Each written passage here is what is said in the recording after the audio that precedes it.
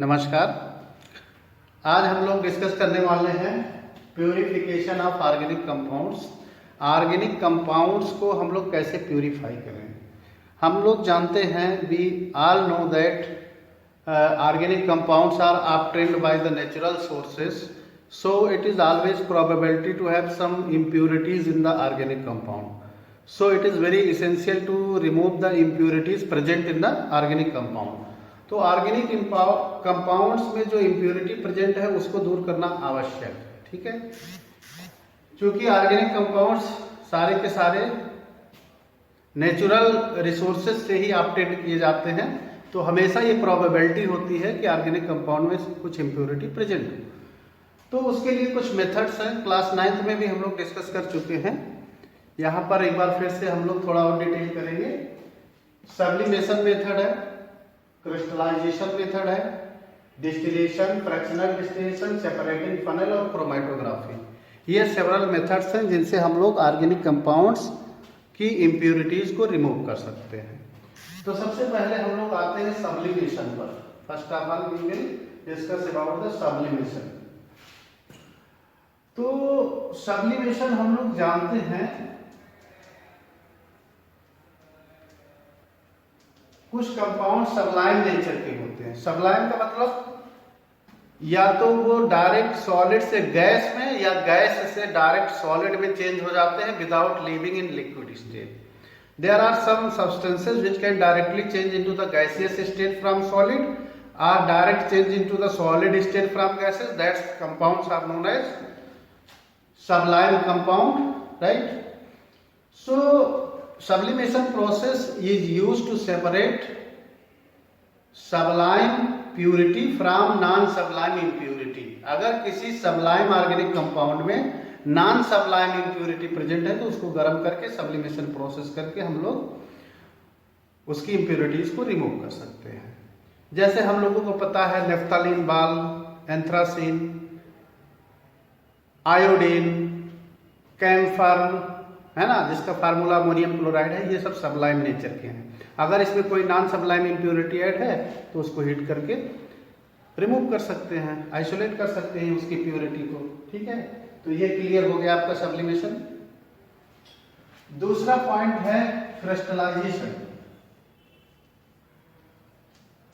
Crystallisation this is also very important and effective technique to remove impurities from the organic compound. तो जैसा कि हम लोग सब जानते हैं, सभी कंपाउंड्स के अपने अपने अलग अलग मेल्टिंग पॉइंट होती है, अपना अपना डिफ्यूजन पॉइंट होता है, अलग अलग मेल्टिंग पॉइंट होती है। तो अगर दो कंपाउंड्स हैं, एक ऑर्गेनिक कंपाउंड जिसको आपको प्योर करना है, दूसरा उसमें इम्प्योरिटी ऐड है, तो आप क्या करें, पहले उसको हीट करके मेल्ट कर लें। स्पेसिफिक मेल्टिंग पॉइंट पर वो मेल्ट होंगे। उसके बाद उनको हम लोग अलाउ टू कूल करें, ठंडा करें। तो दोनों कंपाउंड्स के अपने अपने अलग अलग फ्रीजिंग पॉइंट होंगे। फ्रीजिंग पॉइंट पर वो कंपाउंड्स क्रिस्टलाइज होंगे। तो जो कंपाउंड पहले फ्रीज हो जाए उसको अलग कर लीजिए, जो बाद में फ्रीज होगा वो बाद में फ्रीज होगा। तो इस तरह से ऑटोमेटिकली वो कंपाउंड्स अलग हो जाएंगे क्रिस्टलाइजेशन मेथड से। जैसे आपके पास मान लीजिए नमक और चीनी का पाउडर है, मिक्स है दोनों, कैसे सेपरेट करेंगे। पहले क्या करें, दोनों को गर्म करके मेल्ट कर लें। ठीक है, दोनों के अपने अपने मेल्टिंग पॉइंट होंगे। मेल्ट करने के बाद दोनों को फ्रीज करें, क्रिस्टलाइज करें, टेम्परेचर डिप्रेस करें, तो दोनों अलग अलग फ्रीजिंग पॉइंट पर फ्रीज होंगे। तो जो पहले फ्रीज हो जाएगा उसको अलग कर लीजिए, जो बाद में फ्रीज होगा वो बाद में फ्रीज होगा, है ना।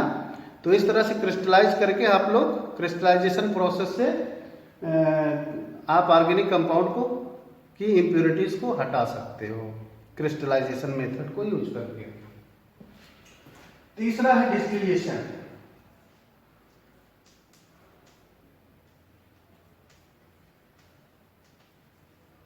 Distillation process is used to separate two miscible liquids, right? Two miscible liquids having appreciable difference in their boiling point. ऐसे लिक्विड जो आपस में मिक्स हो जाते हैं लेकिन उनके बॉइलिंग पॉइंट में सफिशिएंट अंतर हो, तो उसको हम लोग डिस्टिलेशन प्रोसेस से रिमूव करते हैं, ठीक है। और डिस्टिलेशन प्रोसेस में दो लिक्विड के बीच में जो डिफरेंस होगा बॉइलिंग पॉइंट का, वो लगभग 50 to 70 डिग्री का अंतर होना चाहिए, डिग्री सेल्सियस का अंतर होना चाहिए, ठीक है। तो उसको आप लोग डिस्टिलेशन प्रोसेस करके सेपरेट कर सकते हो, ठीक है। उसके बाद है चौथा फ्रैक्शनल डिस्टिलेशन।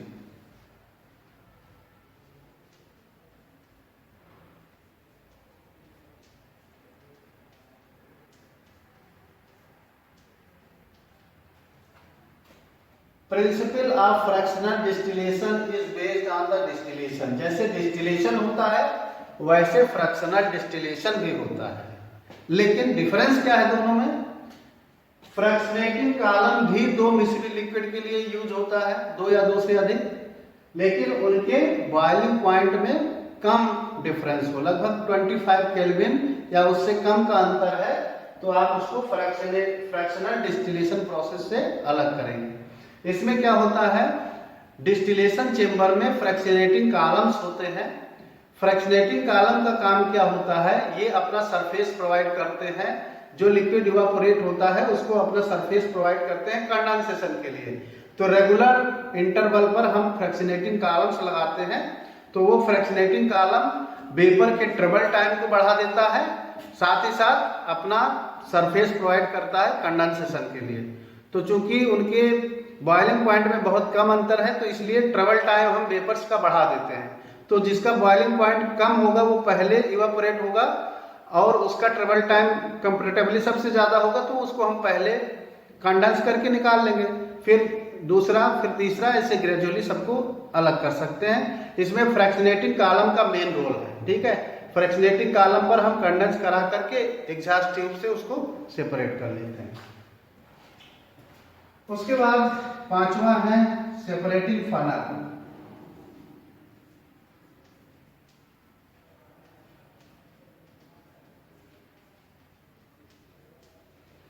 सेपरेटिंग फनल में आप लोगों ने देखा होगा, क्लास 9th में हमने आपको कराया था प्रैक्टिकल। सेपरेटिंग फनल कुछ इस प्रकार का होता है, ठीक है, ऐसा आप लोगों ने देखा होगा। तो इसमें क्या करते हैं, यहाँ पर एक नॉब लगा रहेगा, ढीला करने वाला, टाइट करने वाला। इसमें दो लिक्विड जिनकी नेचर अलग अलग है उनको फिल कर देते हैं। मतलब एक पोलर नेचर का होगा, दूसरा नॉन पोलर नेचर का। तो जिसकी डेंसिटी ज्यादा होगी वो नीचे होगा, जिसकी डेंसिटी कम होगी वो ऊपर होगा। तो इस नॉब को हम लोग ढीला करके जो लिक्विड जिसकी डेंसिटी ज्यादा है उसको अलग कर लेंगे, फिर नॉब को टाइट कर देंगे, तो वो लिक्विड उसमें रह जाएगा जिसकी डेंसिटी कम है। तो सेपरेटिंग फनल की सहायता से हम लोग दो कंपाउंड्स को अलग कर सकते हैं, ठीक है। और उसके बाद नेक्स्ट है क्रोमैटोग्राफी।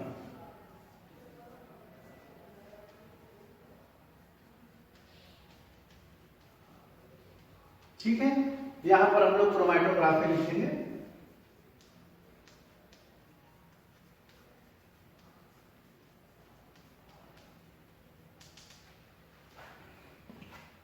क्रोमैटोग्राफी शब्द दो शब्दों से मिलकर बना है, क्रोमा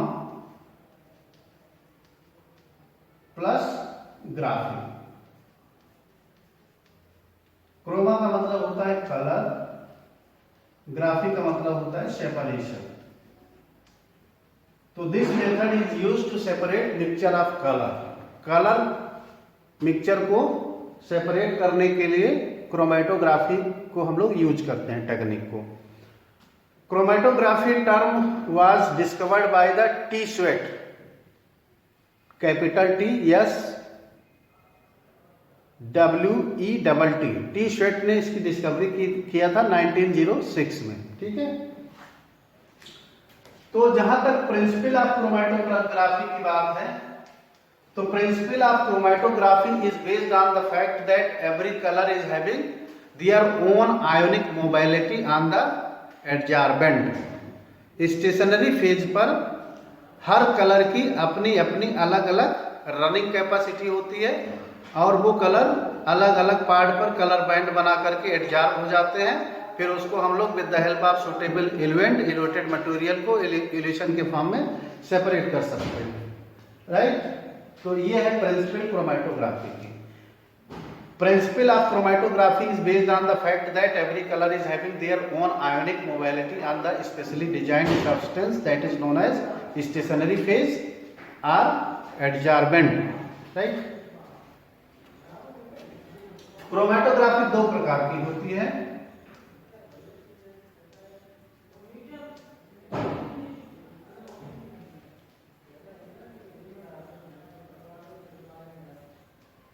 एडजॉर्प्शन क्रोमेटोग्राफी और दूसरा है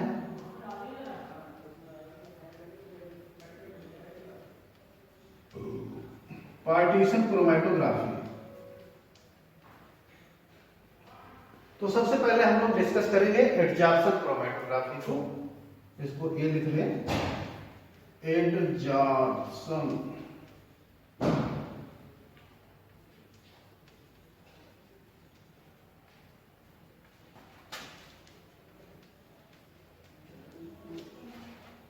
तो आप लोगों ने एब्जॉर्प्शन शब्द तो सुना है, लेकिन एडजॉर्प्शन शब्द आपके लिए नया है। Adsorption is a surface phenomena.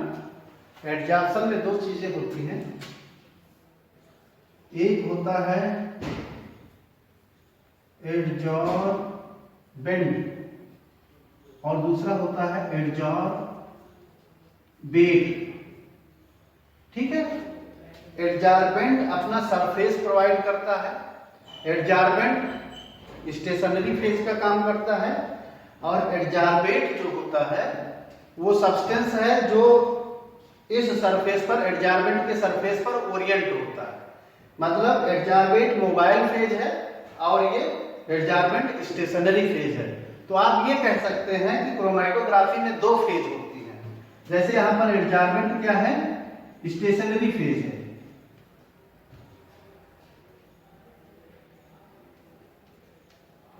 Right, और एडजॉर्बेट क्या है, मोबाइल फेज है।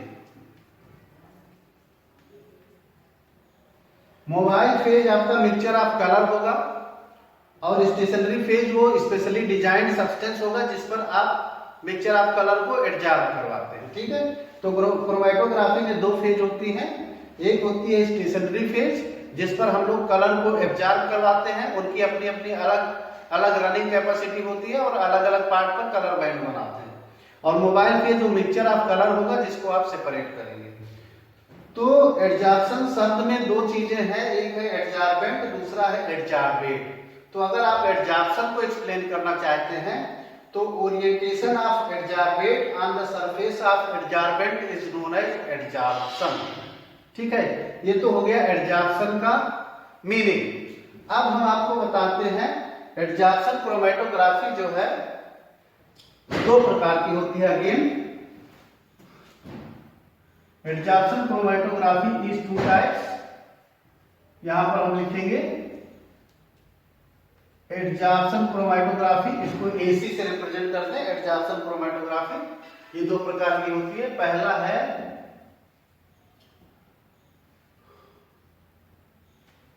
एडजॉर्प्शन क्रोमेटोग्राफी के दो भाग होते हैं, एक है थिन लेयर क्रोमेटोग्राफी और दूसरी है कौन सी, दूसरी कौन सी है, दूसरी है थिन लेयर क्रोमेटोग्राफी और column chromatography. Yes, column, COLOUMN, column chromatography, GRAPHY, और दूसरी है थिन लेयर।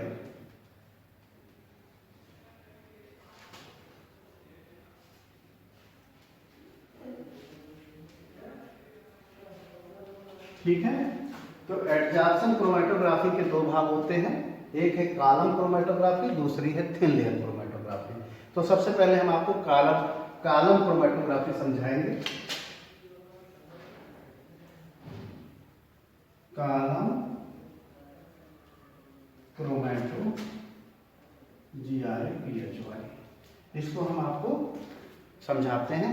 एक इसमें यूट्यूब टाइप का एक कॉलम ले लेते हैं। ठीक है, यहाँ पर देखिए फिगर में बना के समझाता हूँ। एक इस प्रकार का ऐसा कॉलम बना लेते हैं। ठीक है, इसमें क्या करते हैं हम लोग, एक सब्सटेंस भर देते हैं। आपको कहना चाहिए कि यहाँ पर हम लोग एक सुटेबल एडजॉर्बर, जो कि सब्सटेंस को एडजॉर्ब करेगा उससे इस कॉलम को फिल कर देते हैं। ठीक है, ये कॉलम ले लिया। कॉलम में हमने क्या फिल कर दिया? कॉलम में हमने सुटेबल एडजॉर्बर, आप ये कहें कि उसमें हमने एडजॉर्बेंट डाल दिया। और वो किसका बना होना चाहिए? या तो वो SiO2 होना चाहिए, सिलिकॉन डाइऑक्साइड होनी चाहिए, या EDTA होना चाहिए, इथिलीन डाइमीन टेट्रा एसीटेट। ठीक है, या इसमें क्या होना चाहिए? एल्यूमिना। तो एल्यूमिना, EDTA या SiO2 का एडजॉर्बेंट उसके अंदर डाल देंगे। अब ये क्या किसका काम करेगा? स्टेशनरी फेज का। ठीक है, स्टेशनरी फेज हमने बनाया, स्टेशनरी फेज मतलब एडजॉर्बेंट बना दिया। ठीक है, अब इसमें क्या करें, आप मिक्सचर ऑफ कलर डाल दीजिए। सपोज करें आपके पास 2 कलर मिक्सचर हैं। ठीक है, यहाँ पर हम मिक्सचर ऑफ कलर इस पर डाल दें बना करके। मान लीजिए 2 कलर के मिक्सचर है जिसको आपको सेपरेट करना है, तो दोनों कलर क्या होंगे? अपना अपना कलर बैंड बना लेंगे। क्योंकि अभी आपने क्या बताया कि क्रोमेटोग्राफी की प्रिंसिपल जो है ये कहती है कि सभी कलर के अपने अपने कलर रनिंग कैपेसिटी होती है। ठीक है, तो इस तरह से कलर बैंड बन जाएगा। इसको हम कहते हैं इल्यूटेड कलर। क्या हो गया? कलर इल्यूटेड हो गया। जब कलर इल्यूटेड हो जाए मतलब एडजॉर्ब हो जाए, तो उस पर क्या डालते हैं? इल्यूएंट। इल्यूएंट क्या है? जिसकी सहायता से इल्यूटेड कलर को निकालते हैं उसको कहते हैं इल्यूएंट। इल्यूएंट में हम लोग एसीटोन यूज करेंगे। तो यहाँ पर जिस कलर को आपको निकालना है उस पर आप इल्यूएंट डालें। ठीक है, मान लो आपको ये ब्लू कलर निकालना है, तो इस पर आप इल्यूएंट डालेंगे तो ये ब्लू कलर निकल आएगा। इसको कहते हैं इल्यूशन। ठीक है, ऐसे ही जैसे ये येलो कलर निकालना है तो आपको क्या करना है? इल्यूएंट मतलब एसीटोन को इस येलो कलर पर डालना है, तो ये इल्यूशन, येलो कलर का इल्यूशन निकल आएगा। तो ये है आपका कॉलम क्रोमेटोग्राफी। सिंपल है, कोई दिक्कत नहीं है। दूसरा है थिन लेयर क्रोमेटोग्राफी। भी आते हैं thin layer chromatography. Thin layer chromatography भी सिंपल है। इसमें क्या करते हैं? एक रेक्टेंगुलर ग्लास का पीस ले लें, रेक्टेंगुलर ग्लास का पीस ले लें। ऐसे हमने जैसा फिगर बनाया है, एक रेक्टेंगुलर ग्लास का पीस ले लें और इसमें आप क्या करें? इसको स्टेशनरी फेज बना लें। इस पर एक लेप लगा दें, पतली लेप, थिन लेयर की लेप लगा दें। किसकी? या तो SiO2 या EDTA या एल्यूमिना की थिन लेयर इस पर हम बना लेंगे। इसके बाद क्या करते हैं? इसके बाद इस पर हम लोग कलर को एडजॉर्ब करेंगे, कलर को एडजॉर्ब कराएंगे। और जब ये कलर एडजॉर्ब हो जाएगा तो इसको हम लोग कहते हैं कि ये कलर इल्यूटेड हो गया। तो with the help of suitable eluent you can remove the elution, right. तो जब आपने इस पर मोबाइल फेज डाला, मोबाइल फेज का मतलब मिक्सचर ऑफ कलर, राइट। तो मिक्सचर ऑफ कलर को इस स्टेशनरी फेज पर अलाउ करें रन करने के लिए, जिसको आपने एडजॉर्बेट कहा है ना, दैट इज मोबाइल फेज। तो मोबाइल फेज को जब आप इस पर डालेंगे तो वो अपना कलर बैंड बना लेगा अलग अलग प्लेस पर।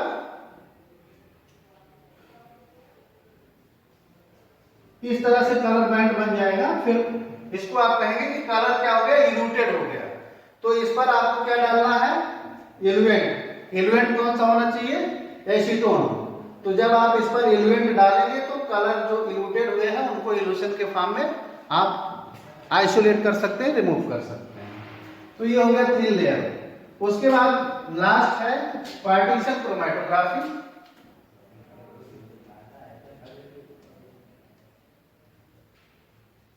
पार्टीशन क्रोमैटोग्राफी, इसकी भी प्रिंसिपल सेम है। इसको लिक्विड लिक्विड क्रोमैटोग्राफी भी कहते हैं। इसमें क्या करते हैं, एक मोबाइल फेज बना लीजिए, ऐसे एक पेट्री डिश ले लीजिए, उसमें मिक्सचर ऑफ कलर डाल दीजिए, ठीक है, उसको रख लीजिए मोबाइल फेज बना के। फिर आपके पास एक स्पेशली डिजाइंड पेपर होता है, व्हाटमैन पेपर कहते हैं। ये एक्चुअली ये लिटमस पेपर है, लेकिन आप जस्ट एज्यूम करिए कि ये व्हाटमैन क्रोमैटोग्राफी पेपर है।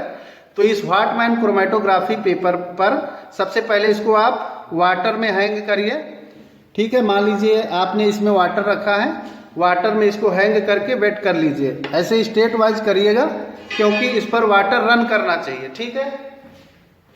एक क्रोमैटोग्राफी पेपर ले लें ऐसे, पहले इसमें वाटर, जिसको हम सॉल्वेंट कहेंगे, इस पर आप वाटर को रन करवा दीजिए। मान लीजिए वाटर बेस लाइन से यहां तक रन किया, जहां पर हमने आर लिखा यहां तक रन किया, ठीक है। तो चूंकि इसमें लिक्विड एब्जॉर्ब हो गया वाटर, तो उसी वाटर पर जो आपने इस पेट्री डिश में मिक्सचर ऑफ कलर लिया है, इस पर आप जब आप एक बेस लाइन बना लीजिएगा इस नीचे 2-3 सेंटीमीटर नीचे, ठीक है। फिर इस पेट्री डिश से ड्रॉपर की सहायता से मिक्सचर ऑफ कलर निकालें और जहां पर आपने बेस लाइन बनाया है उसी बेस लाइन पर मिक्सचर ऑफ कलर को डाल दीजिए। तो दोनों कलर, मान लीजिए 2 कलर लिया है, तो दोनों colour due to their own ionic mobility अलग अलग पार्ट पर अपना अपना कलर बैंड बना लेंगे। देखिए यहाँ पर बताते हैं, ये आपका लाइन हो गया 2-3 सेंटीमीटर ऊपर आप एक बेस लाइन बना लीजिए। इस पर आपने वाटर पहले से ही सॉल्वेंट एब्जॉर्ब करवा के रखा है।